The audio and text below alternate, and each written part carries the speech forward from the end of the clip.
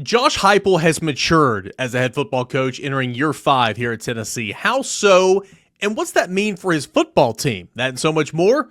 It's your Friday Locked On Vols.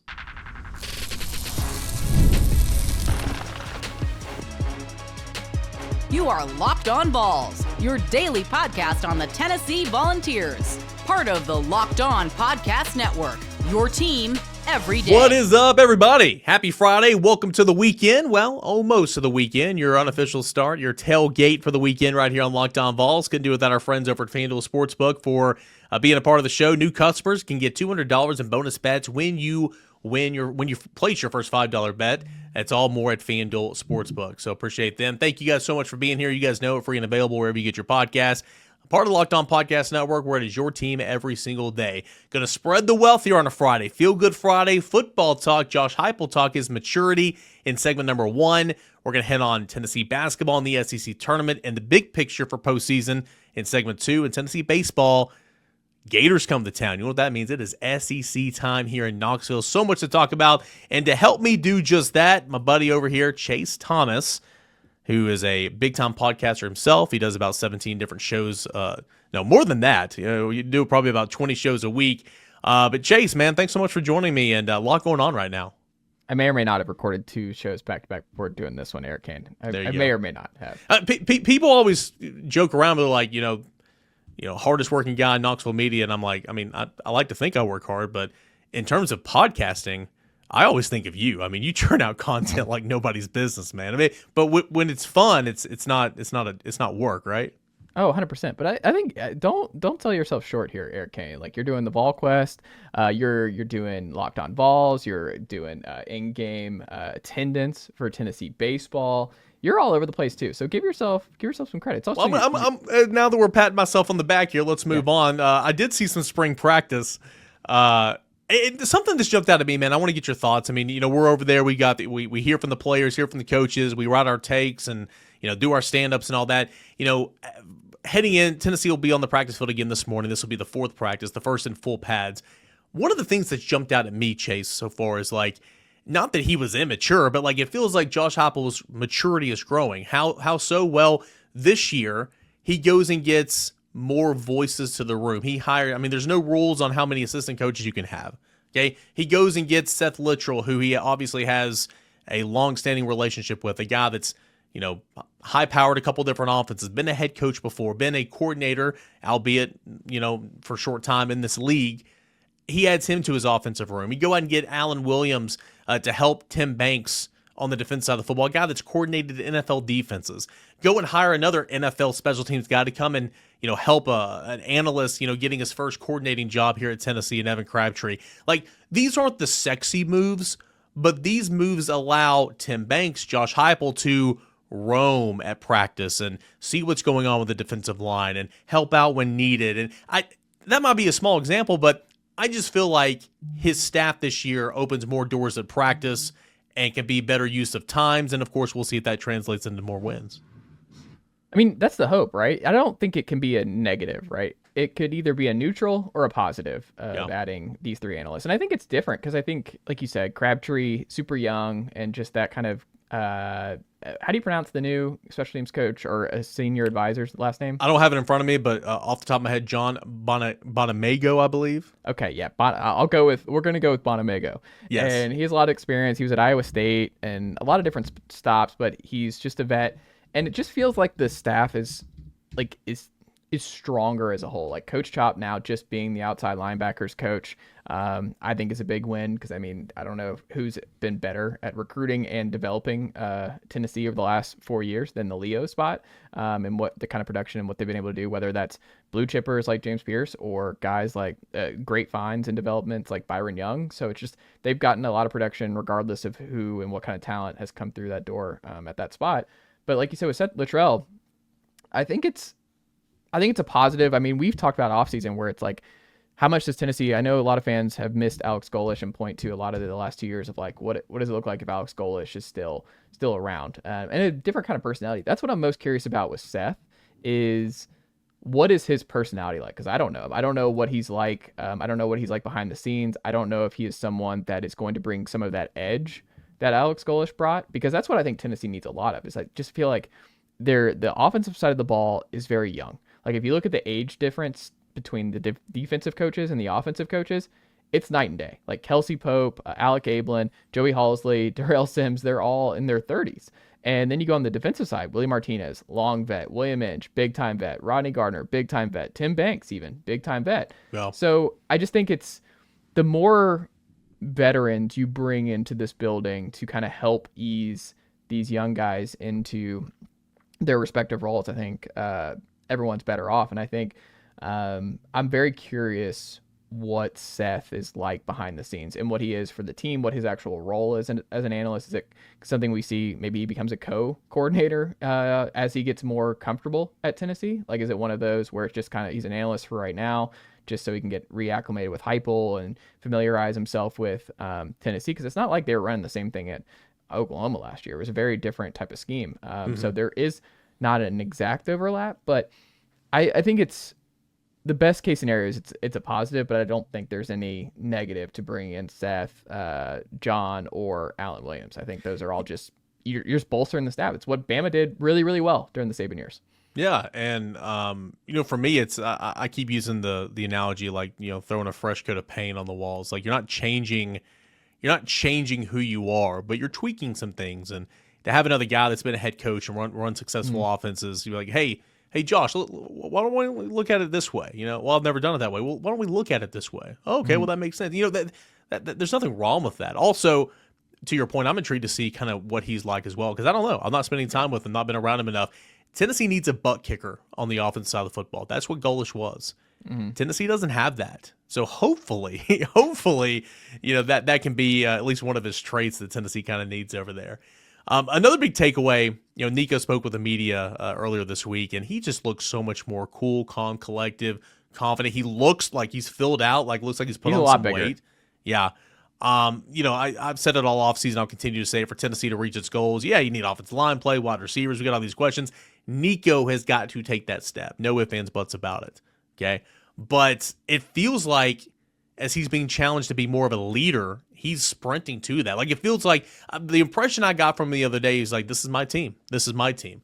What I do with it is how, we're going to dictate wins and losses. And that fires me up because, again, this is this young, shy, reserved guy. He's still not super outspoken, but like Heupel in that regard, I think Nico's growing up and maturing right in front of our eyes.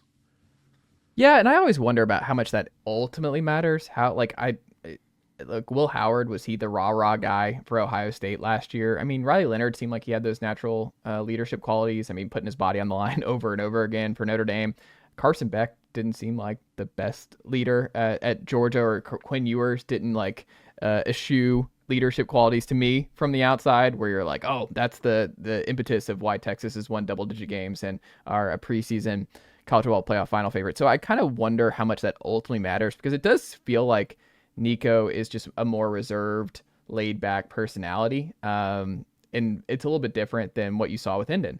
I don't know if it's necessarily bad. Like, if the game speaks for himself and he is able to ultimately keep guys in line, make that leap on the field, and just be more of a, not, I don't want to say adversarial, but more demanding of his personnel around him, you can do that. There's different ways to do that other than screaming at guys or being just kind of way over the top, because I don't think that's going to be natural. And I think the guys know that's not natural. I think when you spend as much time as these guys spend with each other, I think they all have a good feel of what their personalities are, who they are, and what they demand. And I just think with time and age and comfortability, like Nico's he's been in the program for 3 years now. He's very comfortable with the staff. He's comfortable with the players. There's a lot of guys who he's been with for 3 years now in the program. And it's different with no Dylan Sampson here, no Cooper Mays, no Brew McCoy. Like, a lot of leaders on the offensive side of the ball are gone. But I think you have Miles Kitselman, who looks like he's someone who can help in the leadership role. But I just don't think it's going to all fall on Nico. I think a lot of that stuff will kind of take care of itself if Nico makes the leap he needs to make on the field. Going to talk about what Tennessee needs to accomplish this weekend in Nashville for the SEC tournament, but out the door here for this football segment. Chase, what do you want to see? Well, I guess this is kind of not a trick question. They're going on spring break, so I guess you're not going to see anything next week, but 3 practices in the books. They got 4th practice coming up this morning, full pads. what are you wanting to hear as spring practice goes along and you really get into the hitting and the nitty gritty of camp? I think what I would like to see, or I guess hear about, is I think they're going to be fine on offensive line. I'm not really worried about anything there. Running back, I think they're deeper than even I thought they were going to be. It seems like DeJuan Morris is going to be a good player right out of the gate here. Justin Baker, don't sleep on him out of Buford. I just think they're a lot deeper than I thought they were going to be at that position, and they're going to rotate a lot. So I'm not as big on that part of it. I think it's defense for me. I'm very curious what guys like Marion Dye and Isaiah Campbell continue to generate buzz-wise on the outside, because I think they really missed some big-time talent on the strong side defensive end. So I think it's Tyree West. I'd jump into that group where I'm like, can he make that step over the next couple of weeks? Because I think that'd be really beneficial for Tennessee is if Tyree West has a big spring, or Tyree Weathersby, somebody to push Dominic Bailey at that spot so that maybe he can move inside a little bit more and you can get more just an elevation in pass rush ability. I mean, Dominic Bailey, if you look through his PFF numbers, he of Jason Jenkins, West, and Bailey last year, he was the most limited in terms of pass rush opportunities for Tennessee and just was not that kind of guy. So I'm curious there if any of those young blue chippers, because you forget that Campbell was a late 5-star addition to the program. And I just wonder if it's a Georgia situation where you've seen like the Elijah Griffin buzz, where it's like, oh, he's the next Jalen Carter. I saw that this week for Tennessee, which is terrifying as someone covering Tennessee. Yeah. And then you look at it and I'm like, what if Tennessee has that guy? What if Isaiah Campbell is that good where it's like Rodney Garner's like, I can't keep him off the field. Like, he's going to play. Or maybe it's Marion Dye. I don't know. But I'm very curious what they look like on the defensive line. And the final one is, I think it's corner, because we are assuming they're going to add somebody in the spring window at that position. They had some success there a couple of years ago with Kamal Haddon from Auburn, and he was the spring addition for Tennessee. But I'm just kind of wondering if one of these freshmen, whether it's Trey Poteet, who seems like he's had a good start for Tennessee, is Tyler Redmond. Do they show enough that the staff is like, do we really need to take someone if we think Dramad's going to be ready to go early and Ricky is locked in and you still have Jalen McMurray, that like we think one of these freshmen can handle being the fourth guy? Because you don't really rotate a lot there. But I think if one of them kind of breaks out and shows that they can earn the trust of Willie and Banks at that fourth spot, I'm really curious what they look like, because they brought in a lot of secondary help in this class. Tennessee needs some momentum heading on into the NCAA tournament. What needs to happen for the Volunteers outside of wins this week in Nashville to accomplish that feat heading into Selection Sunday? That and so much more. It's your Friday Locked On Vols. Hey guys, I want to tell you about our friends over at Nissan. We're all about the stats here on Locked On Vols, because numbers, they don't lie. And when it comes to the all-new Nissan Armada Pro 4X, the numbers are truly on an MVP level. With the ability to tow up to 8,500 pounds, it can quite literally carry the team, right? Plus, the gear, wherever you need to go, is powered by a twin-turbo V6 engine, delivering strength and performance to handle highways, back roads, and everything in between. And with room up to 8 people, the Armada Pro 4X is built for big crews, big adventures, and even bigger memories. Whether you're exploring off-road trails or rolling up to the arena, the Armada Pro 4X brings power, versatility, and style wherever you go. Take your adventures to new heights in the all-new Nissan Armada Pro 4X. Learn more about it at nissanusa.com. Also, a big shout out to our friends over at FanDuel Sportsbook. March Madness, it is here. The FanDuel team has given you the chance to get in on the action like never before. Right now, new customers can get $200 in bonus bets when your first $5 bet wins. That's $200. 200 extra bucks to use on everything from buzzer beaters to Cinderella stories and even who's cutting down the nets. I've got my eye on a few underdogs this year, and FanDuel makes it easy to back them with spreads, totals, and game progs. Tournament games happening almost every single day. There's always something exciting to bet on. Truly, it's the best time of the year for someone in this industry. The FanDuel app is simple to use, and when I win, I get paid instantly. I don't wait around and wondering when I'm going to get paid. No, it's in my box, ready to roll. Visit FanDuel.com today to get started with the college hoops action all tournament long. Again, FanDuel.com to get started today with the college hoops action all tournament long. FanDuel, where you can make every moment more. SEC tournament happening this weekend in Nashville, Tennessee. At the time of this recording, we still do not know who Tennessee's opponent is going to be. Apologies there, but it's going to be a school from Texas, whether it be Texas A&M or the Longhorns. Tennessee has played both of those teams this year, and we'll see what happens. But obviously, it's hard not to look ahead. You got to handle what's in front of you, but it's hard not to look ahead at what could be a rematch in the semifinals here in the SEC tournament. Tennessee and Auburn. Go back to that Auburn loss. I think they ended up losing by 3 or 4 points, but I mean, it was like 55-51. I mean, it was low scoring. It was ugly, but boy, Tennessee, very physical in that game. And does that lasting impression kind of give you some good vibes heading into potentially a round 2 on Saturday? So this is my Brent Hubbs impression here, Eric Cain, because there's going to be some Eeyore here. Okay. All right, let's hear it.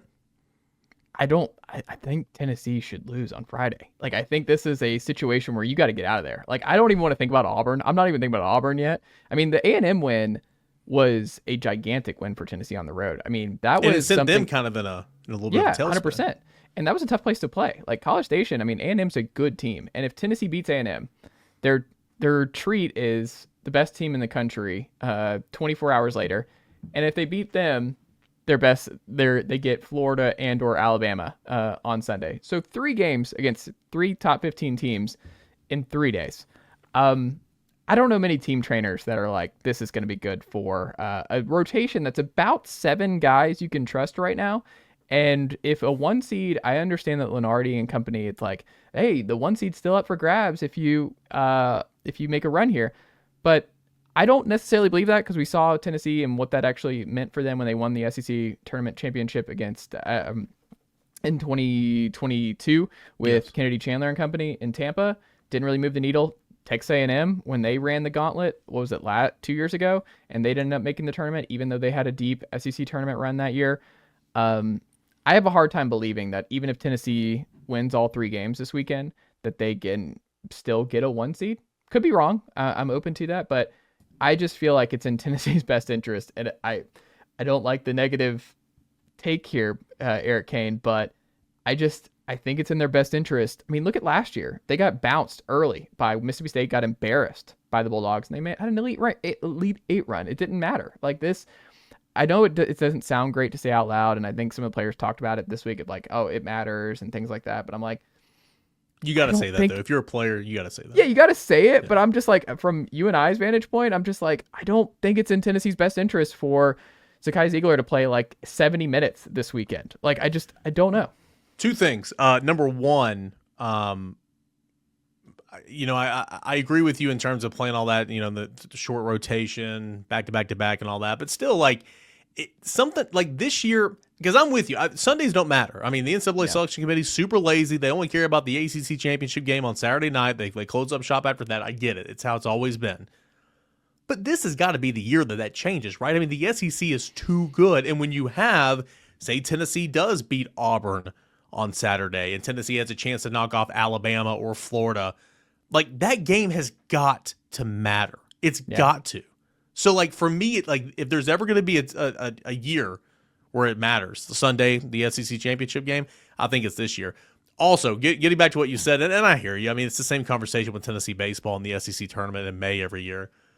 But it's like, let's think, like of course, you are not coaching your players to go out there and lose. That is not happen. That's not what I'm saying. But, like, how would you kind of go about that, right? It's like, you either want to win the whole thing or you want to get bounced early. It's like no one's ever going to go out there and not try because you got too much money on the line and too much pride. It's this, you kind of said it a moment ago, like, I hate the negative connotation that comes with it, but we talk about this all the time this time of the year. And in baseball, it's like, oh, well, it would benefit Tennessee to get a couple extra days of rest, right? But in the same sense, it's like, but how do you do that? It's kind of an awkward conversation because nobody's trying to lose, but it's like, oh, if you lose, it's not bad. Let's celebrate, right?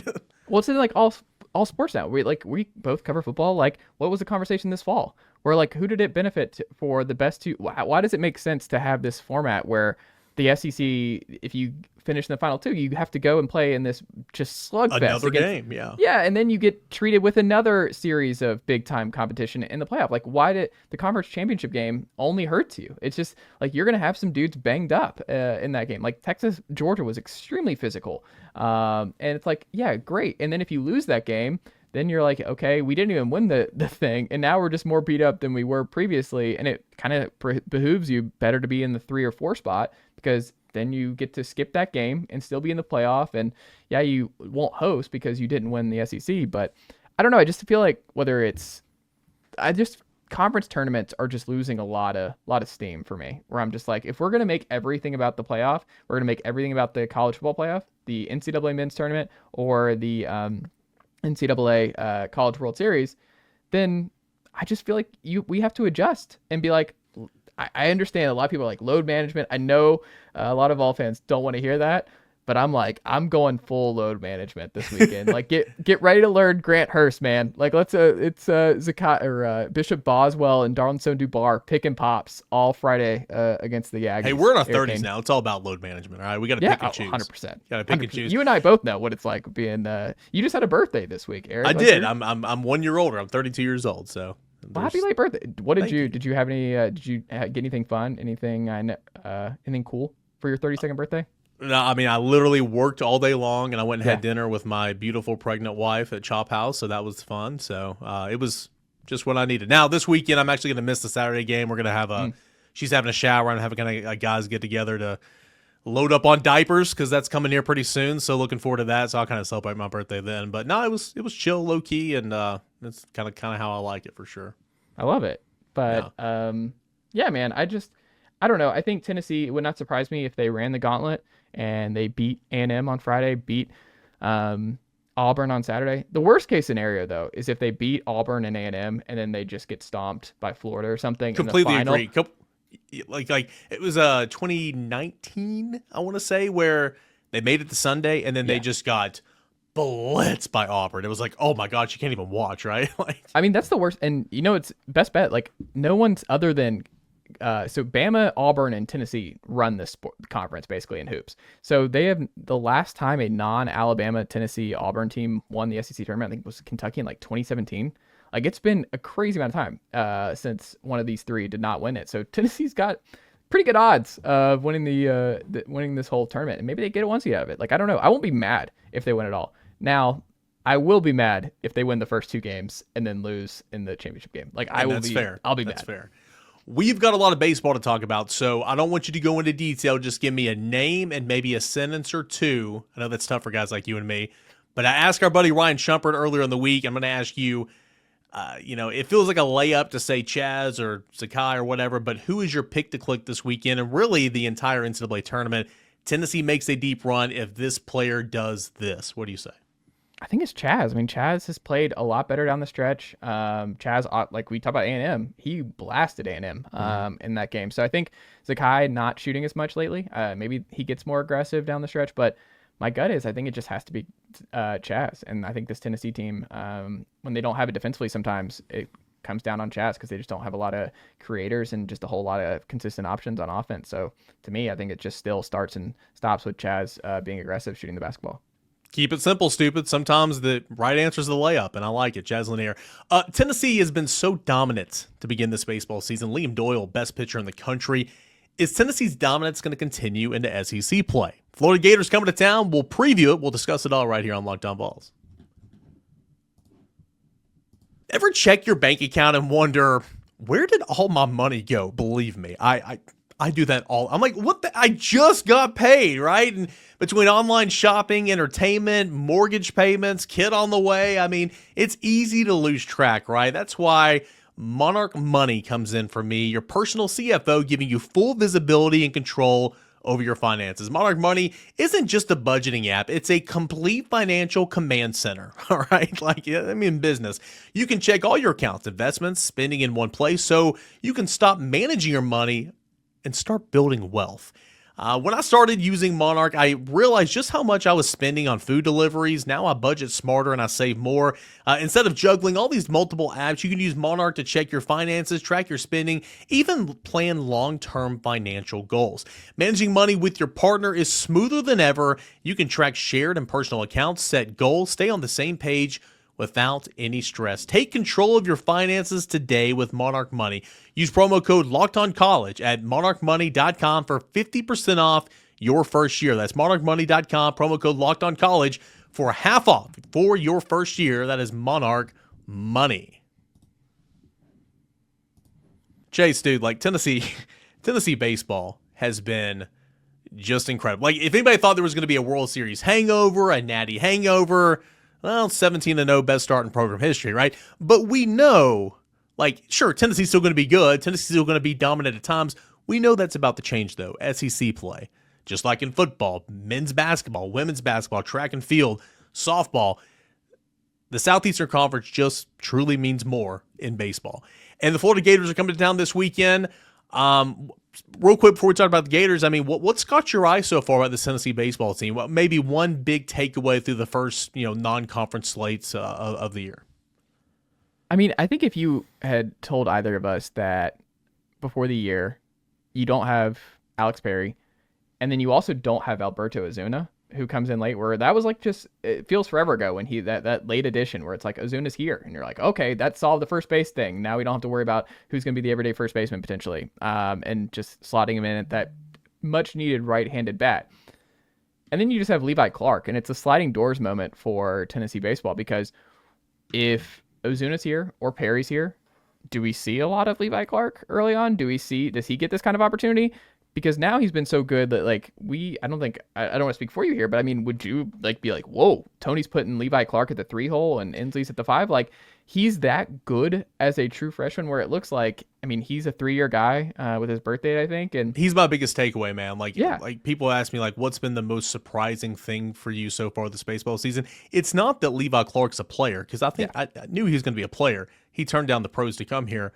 But it's to your point right there. He is hitting 5th for the reigning national champs. He is top 10 in the country in batting average right now. I mean, I'm shocked that he is where he is. So, like, to your point, like, if Ozuna was here, how much opportunity, or if he was eligible, how much opportunity would Clark have gotten? If Alex Perry would have stayed, how much opportunity would Clark have gotten? Like, it kind of worked itself out, because the reason you felt bad about losing Alex Perry, one of the reasons was he was a right-handed bat. Insert Alberto Ozuna. Well, that's exactly what Levi Clark is right now, that right-handed power bat in the middle of the order. Yeah, I mean, it's one of those things, you never know. Like, you just have to let this stuff play out, and there's not any real reason to panic, especially about Tony Vitello in Tennessee baseball. They're going to figure it out. But you kind of wondered, because you and I, we saw what this team looked like 2 years ago following the preseason number 2 ranking, where it was like after the special season where you break through in 22, 23 was just, like, you got met with reality early, like Arizona, Grand Canyon, and you're like, uh-oh, we got some problems. Like, it's not going to be easy sledding to get back to what we were a season ago with all the production that they replaced. This year, I mean, they really are just reloading. Like, look, we'll see what they look like come conference play. This is a big series this weekend. The Battle of the Liams is going to be big time here on Friday. Liam Peterson's a legitimate MLB arm, and that's going to be a big time battle between Doyle and Peterson. But I just think they've made this look seamless, where, like, there's no just postseason hangover. Like, they had a long year, and there are some guys in this roster who are part of it. And I just, a great way of, like, describing just how silly the Tennessee situation is like, one with pitching and one with hitting. The one with hitting is that you're looking around this order and you're like, well, how much should Stone Lawless play at catcher? Or how much, like, guys who would start in so many other spots, we're like trying to pick hairs, where it's like, should he bat here? Where does Bargo fit in? And Bargo raked over the weekend. So it's like Bargo's kind of forced his hand. Do we see him more in left field now? And the guy that we all thought that, like, will probably play the most of any freshman, Jay Abernathy, he's behind Manny Marin and Levi Clark in that capacity a little bit, because they've been so good. So I just think the Rich's situation, I mean, Reese Chapman started off in the 9 hole. He's moved his way up all the way to the middle of the order. So he's been fantastic for Tennessee. It's just everywhere you look in the lineup, it's just like, even if they hit some sort of a wall a little bit come conference play, like they just have too many options, and Tony will adjust. Like Tony will move guys around. Some guys will get opportunities. Like if you struggle, I just think he's going to try different things, and they just have so many different options because they're so deep, and they didn't have this kind of depth coming off the 2022 season that we found out, which is the bottom of the order. The pitching rotation just did not go with 3 aces the way you thought it was going to go. This year, in the pitching side of things, Eric, it's like you don't even need AJ Russell until April. Like he's coming back. You didn't know if that was ever even a possibility. He's out there on the periphery. You have a situation where it's like, oh, we can go Tegan Kuhn, we can go Nate Snead, we can go Brandon Arvidsson on Sundays. It doesn't really matter. We have the best transfer pitcher and maybe the best pitcher in all of college baseball this year, in Liam Doyle. And then you have Marcus Phillips, who's just been a great early story, and we'll see if he can hang on come conference play. But I mean, he's been solid and he's still locked in there. I mean, it's just, I don't really have a lot to complain about. Like everything, you just look around, I'm like, Tennessee doesn't really have any holes right now. Don't worry. SEC play will smack you in the face. You'll be like, what's going on? You know, but who? Like when you think about it, like who is it gonna? Who is it? I don't know. We'll find out though, because that's just how the slate works. But right now, it's all humming, man. And I mean, to your point, so many different storylines and depth, and like you're talking about Marcus Phillips right there for weeks. And I mean, this is no disrespect. I mean, I've talked to him several times. Great, nice kid. He's got electric stuff, but for weeks, I'm like, we'll see how long this lasts. We'll see. Yeah. And it's like, he's got good stuff. It's just, I've never seen him in this role, and I've never seen him in SEC play, so I'm intrigued still. But every time I say it, it's like, oh, he retires 9 in a row. Oh, he sets down 11 out of 13. It's like he just continues to, prove the haters wrong. And I think he is such a great story. Like Ryan Combs just settles in for his brother as a closer, and he's fine. And then you have like Tanner Franklin, just the great hit, like just following Doyle. And Jeff County guy. Yeah, they make them special down there. Absolutely, so. Man. Like you heard it here first. No from bias whatsoever from Eric Cain on that. Yeah, no bias. And like you look at last year's, like how historic and how great, and I love everything about last year. I love all the stories. I think Cal Stark's such a great story, but like how many times throughout the season are you like, oh, Cal Stark's leading off. Okay, well, there's an out here or whatever. But like, and obviously he proved his worth. I mean, he had over 10 home runs and did a great job, but outside of being an awesome catcher. But like with this lineup, it's like, oh, there's Jay hitting 9th. Oh, there's Dalton Bargo, who is on fire right now, hitting 8th. It's like this lineup has no quit. I mean, it's awesome. I will say they tried to keep us down with the uniforms. That was the one bad vibe where I was like, this is like I was a little concerned about what the uniform implications could mean for this Tennessee team this year. But thankfully, we've dodged that storm. Uniforms, yikes! I'm an old man. What do I know? I don't know much. I'm an old man, but I do not like those uniforms. If it's not broken, don't fix it. Yes. Well, let's fix those smoky grays. I think those are. The pajamas. Yeah, I'm not really in on the pajamas. Yeah, smoky grays are. The new pins are sweet. I like the pins. Mm-hmm. Okay, I like hot take here. The creams. I like the cream pants with the orange. Down up the side here. I like the orange on the side of the cream pants. I'm a fan of that. The cream pants are the best uniform in Tennessee athletics. Yeah. Like the creams are just 10 out of 10. But like the new white jersey, like it's too busy, man. Like there's too much. Very busy. Too much. It looks like a jersey. It looks like they're all wearing jerseys to me. That's legit the orange jersey that we haven't seen yet. But